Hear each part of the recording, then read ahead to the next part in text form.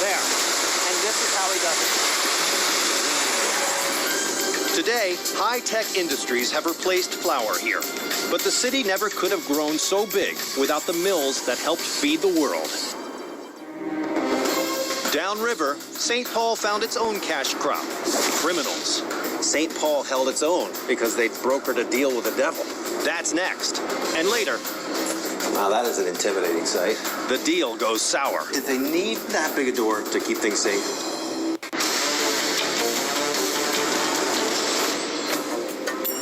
St. Paul, the upstanding capital of Minnesota, named after a holy man, also has a dark, secret history.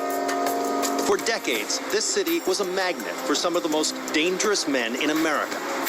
When most people think of the infamous gangland days of America, they of course think of Chicago in the 1920s and 30s. But you might be surprised to know that St. Paul, Minnesota was safe haven for some of the most notorious gangsters in the land. It was all part of this corrupt arrangement sanctioned by the St. Paul police, an arrangement that would inevitably go bad. John Dillinger, Machine Gun Kelly, Bugsy Siegel. When these public enemies needed to get away from it all, they rested up and partied down in St. Paul. To find out what brought them here, I'm meeting up with local historian Paul Maccabee. He's getting me into the Landmark Center to see the off-limits spaces inside that witnessed the beginning and end of the gangster era. Wow, this is an amazing structure. Yeah. So this was the federal building here in St. Paul. It was. This is where the FBI was headquartered. What started out as a lavish post office and courthouse in 1902 evolved into an outpost for government agents, or G-men, during the Roaring '20s. Congressman Andrew Volstead of Minnesota, the guy who wrote the Prohibition Act, was above our head, 4 stories on the 5th floor. When Prohibition shut down legit boozing, there were big bucks to be made in bootleg liquor. In big cities, all hell broke loose. Submachine gun battles in the streets, cops on the take, and bank robberies in broad daylight. But things were different here in St. Paul. Within a quarter-mile radius of where you and I are standing right now, virtually every major bank robber, kidnapper, and stick-up artist in America came for a little rest and relaxation. What lured them here was the O'Connor system, named after crooked chief of police John O'Connor. When gangsters arrived in town, they paid a hefty bribe to the cops and were welcome to stay as long as they played by the chief's rules. And the deal was you had to promise not to kill or rob anyone within the city limits of St. Paul. You could go to Minneapolis or Iowa, Wisconsin, kill anybody you wanted to. But while the local cops looked the other way, J. Edgar Hoover, head of the FBI, was determined to make a name for himself and take the gangsters down.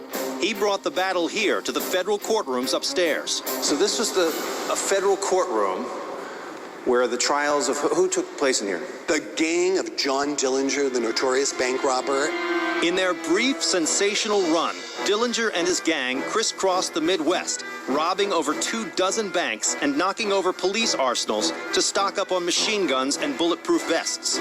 Some saw him as a Robin Hood, stealing from fat cat bankers.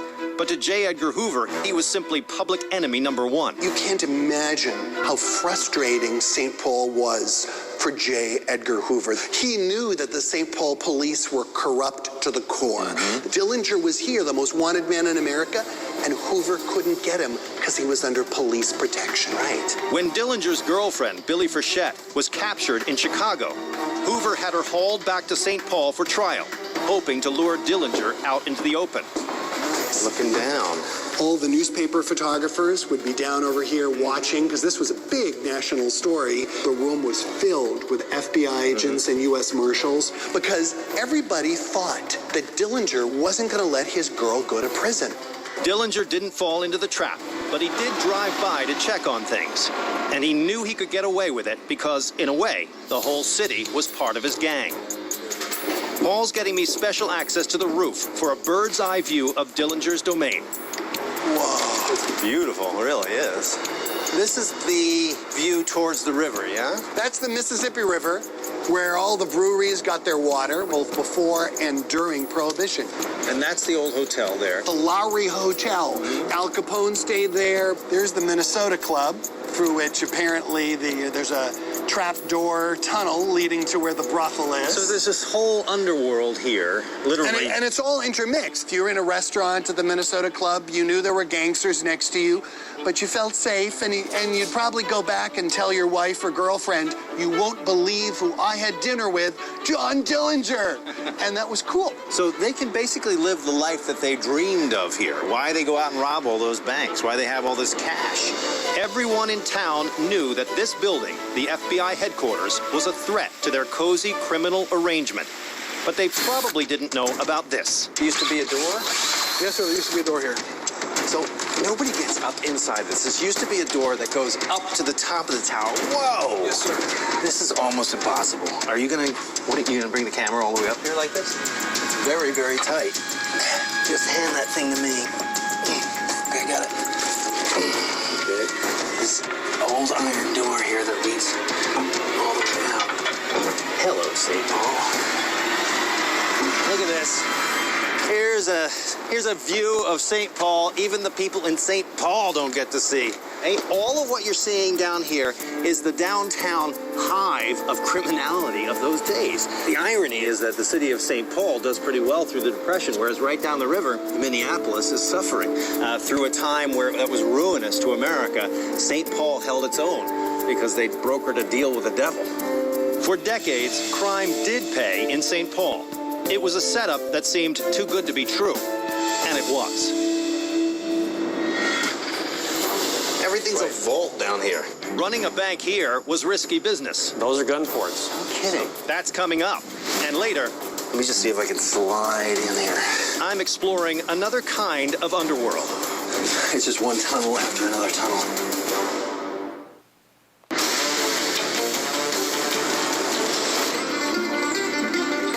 Minneapolis boasts the St. Anthony Falls, the symbol of and power behind the city's gargantuan flour mills. And just downriver, St. Paul has its own monument to local industry, a mighty castle for beer. So I'm over in St. Paul, outside of what is the old Schmidt Brewery. It's a huge complex, now shut down. You can see with all this overgrown vegetation, and it's all locked up. Nobody gets in here anymore. Mr. Gagne, how you doing? Today, brewmaster Phil Gagne has pulled some strings to get us access to the 15-acre property. For over 100 years, this plant was part of an industry that lifted St. Paul out of the shadow of Minneapolis, making it a business powerhouse in its own right. Beer production here was spawned by a massive cave system, perfect for cold brewing. But this plant led the charge to abandon the caves and embrace modern tech. Phil started working here on this site in 1979 and was here until it closed for good in 2002. This is seriously locked down here. Look at that, huh? One thing you gotta keep in mind, there's been no housekeeping in here in 9 years. We used to be a food plant. It looks like an industrial-sized rat trap today.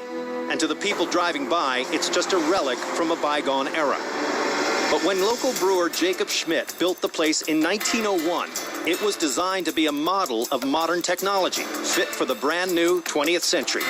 To see how this German immigrant turned an old world craft into a big American business, Phil's getting me a look at Schmidt's empire from the top down. How many steps are we going? From top to bottom, 233. Oh, okay. I'm going to be sweating like a dog here. So the method of making beer to this day largely depends on gravity. They put in all the elements of the beer in this tower and send it down natural means all the way to the bottom. Follow you up? Come on up. Ah, that's nice.